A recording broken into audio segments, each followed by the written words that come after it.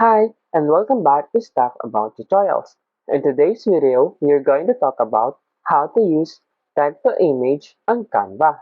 Maybe you want to transform your idea into image using Canva, but you don't know how. So today, I am going to show you on how you can create image from text.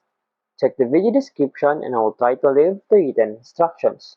So, without further ado, let's get into the video. First you'll need to do is to open your Canva application.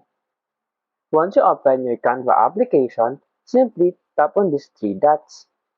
And in here, you'll see this Discover Apps. Simply tap on this Discover Apps. And as you can see in the featured text to image, this is to transform your word into vivid picture with our free image generator app. So simply tap on this Generate Image. And as you can see in here, you can use this in existing design or in a new design.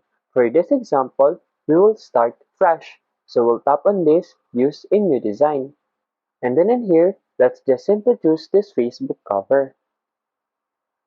As you can see in here, here's the instruction.